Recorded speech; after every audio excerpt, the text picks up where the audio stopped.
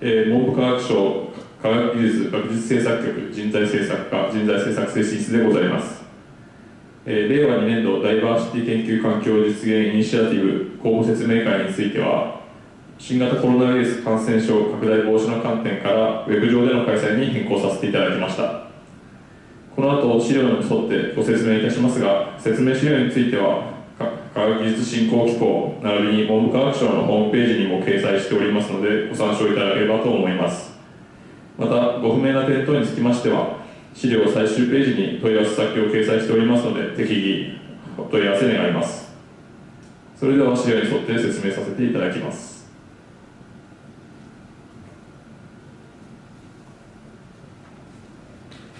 まずは概要背景についてです。女性活躍推進法においては、女性の個性と能力が十分に発揮できる社会を実現するため、国や地方公共団体、一般事業主の各主体における女性の活躍に関する責務等が定められております。また、科学技術、学術分野においても、研究者コミュニティの持続可能性を確保し、多様な視点や優れた発想を取り入れ、科学技術イノベーションを活性化していくためには、女性研究者の登用と活躍促進に向けた環境整備が重要な課題となっており、科学技術基本計画や男女共同参画基本計画等においても、具体的な目標を定めて取り組んでいるところでございます。続いて、データとしまして、女性研究者数の推移ですが、我が国の企業等を含む女性研究者の数は、この20年で約2倍となるなど上昇傾向にございます。一方で、その割合は平成30年度末で 16.6% となっておりますが、諸外国と比較すると依然として低い水準となっております。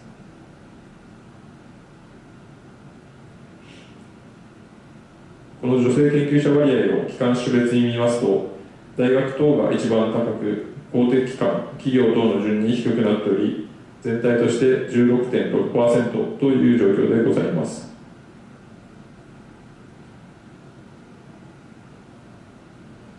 大学にお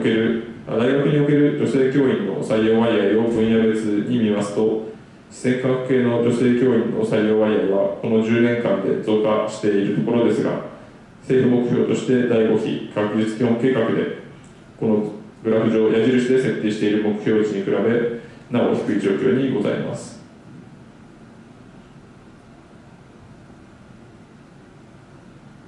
大学における職位別の女性教員の在籍割合については、本年度の学校基本調査では教授、副学長、学長を含めました教授で 17.2%、准教授 25.1% となっており、第4次男女共同参画基本計画が掲げる当面の目標、早期目標は達成しておりますが、引き続きこちら矢印にあります目標値の達成に向けて努力が必要な状況でございます。こうした状況も踏まえまして、文部科学省では平成27年度からダイバーシティ研究環境実現イニシアティブを実施し、大学等の取り組みを支援しているところでございます。これまでの選定期間については参考資料の方に掲載しており、また令和2年度の公募についてはこの後詳細を説明しますが、事業の全体像としてこちら概要図をお示ししてございます。なおこちら、支援取り組みの丸4番にございます全国ネットワーク中核機関群につきましては、令和2年度の公募ではなく平成30年度で選定したものであり、大阪大学、東京農工大学が中心となりまして、全国ダイバーシティネットワークを構築し、シンポジウムの開催や事例集の作成、ウェブサイトを通じたグッドプラクティスの横展開などに取り組んでいただいているところでございます。2月時点で全国から147機関が参画しており、令和2年度に新規に選定される機関がまだ参画していない場合には、こちらの取り組みにもご協力をお願いしたいと考えております。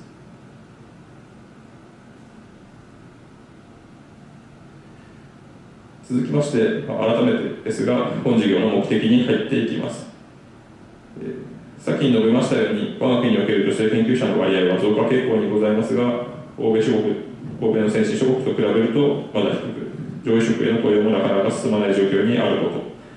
と、また、多様な視点や発想を取り入れ、研究活動を活性化する上でも、女性研究者の増加と研究力向上を図ることは極めて重要という状況でございます。また、女性研究者はその能力を最大限発揮できるよう、研究と出産、育児等のライフイベントとの両立や、女性研究者の研究力向上を通じたリーダーの育成を一体的に推進する研究環境のダイバーシティ実現に向けた大学の取り組みを支援することが本事業の目的となります。数値目標について、女性研究者活躍促進に関する目標は、先ほど、こちら先ほどの7ページ、8ページ目にも示している通りでございます。また、若手研究者の活躍促進に関する目標についても、第5科学技術基本計画において、将来的に我が国全体の大学本部教員に占める40歳未満の教員の割合が3割以上となることを目指すとしており、女性研究者を含む若手研究者のキャリアパス構築にかかる取り組みの一層の推進が求められているところでございます。12ページ目、こちらからは令和2年度の具体的な広報メニューについてです。まず牽引型につきましては、大学や研究機関が企業等と連携し、地域や分野における女性研究者の活躍促進を牽引する取り組みでございます。次の先端型につきましては、従来ございました特色型での取り組みというものが自主的に行われていることを前提としまして、さらに高い目標を掲げ、女性研究者の上職等への一層の促進や、活躍促進を踏まえたより広いダイバーシティ研究環境の形成に取り組む、機関に対して、支援をするものでございます。そしてこちら特性対応型は、今年度新たに新設したものでございます。分野や研究機関における研究特性や課題等について分析を行い、その分析結果を踏まえた目標を掲げ、研究効率の向上を図りつつ、女性研究者の活躍促進をする取り組みに対して補助する、支援するものでございます。最後、調査分析でございます。こちらは女性研究者の活躍促進に資する海外の大学研究機関等における優れた取り組み事例に関する調査分析を行うものを支援するものでございます。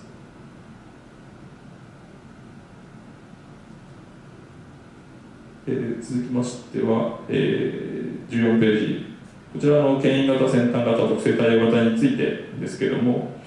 こちらは、女性研究者の活躍促進に加えまして、女性研究者を含む若手研究者の育成確保をはじめ、総合的なキャリアマネジメントに向けた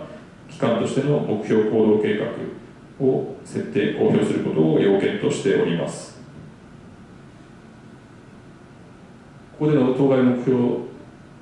行動計画というのは、国立大学法人等における中期目標、中期計画であったり、一般事業主行動計画、については、を策定している機関については、その計画、またはその他、中長期的な戦略など公表しているものを、指してございます。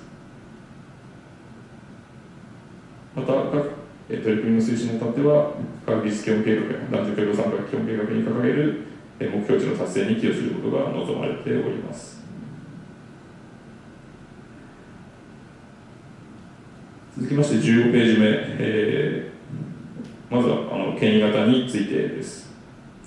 こちらは前年度の公募内容と変わりませんが、対象機関としまして大学共同利用機関法人または独立行政法人を代表機関とし、このほか、高等専門学校、研究所公設試験研究機関、民間企業、を共同実施機関として3機関程度以上が共同して申請するものとしています。この時、機関の多様性を確保する観点から、例えば大学のみなど、同一類型の機関のみからなる申請は認めておりません。選定件数は2件程度、補助金額は1つの申請で年間5000万円を上限とし、事業期間6年、うち最初の3年間が補助期間、残りの3年間が自主経費による自走期間となります。重複申請の制限については、後ほど表にまとめておりますが、令和2年度の先端型、特性対応型との同時申請や、すでに本事業に選定され、事業を実施している機関からの申請は不可としております。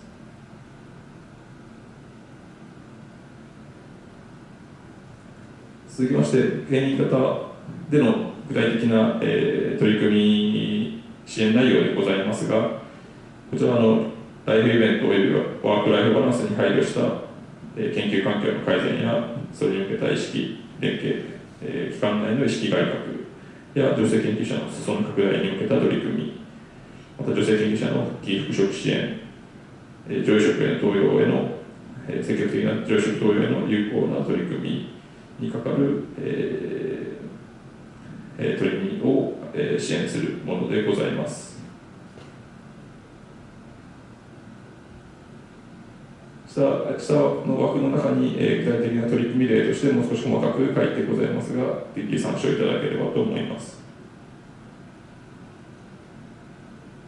続きまして審査の観点についてですけれども、こちらは審査要領に記載しておる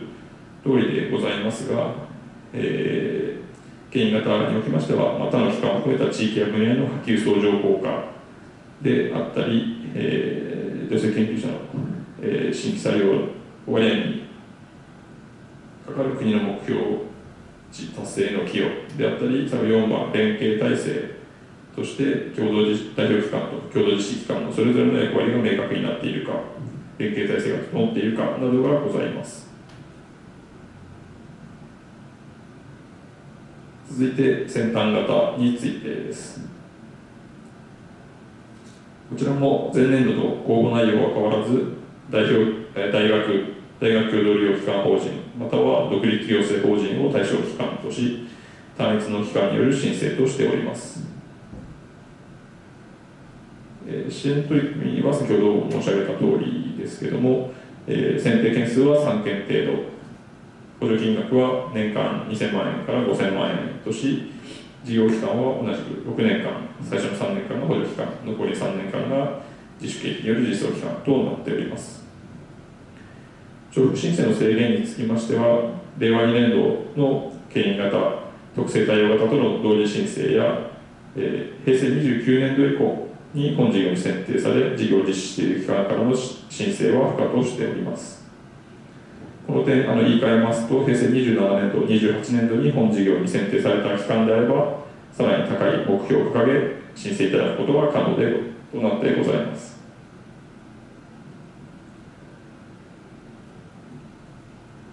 こちらの先端型におきましては、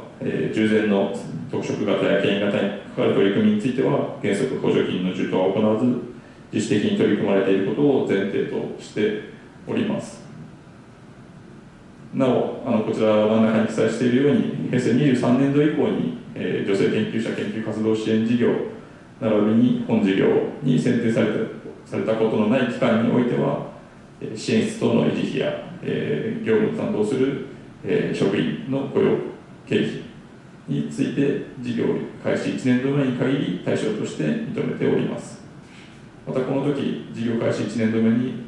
3年間程度以上継続した雇用を見込んで雇用契約を締結した場合には、その当該職員の2年度目以降の雇用経費を補助対象として認めることとしております。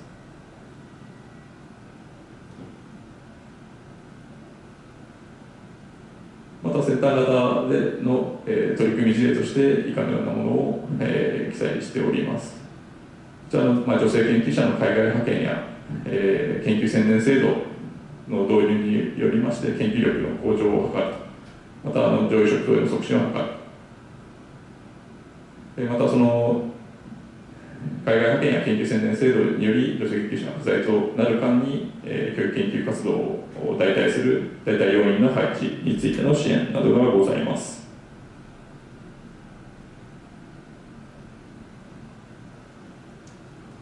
こちらの審査の観点ですけれども、先端型におきましては、従前の目標を大きく超えた意欲的かつ挑戦的な目標となっているか、という点や、意欲的かつ挑戦的、具体的であり、達成可能な計画となっているか、また、取り組み内容の通して期待される成果のところで、知見の提供や、仕組みの構築の支援等として、他の機関への移転可能なものとなっているかどうかなどがございます。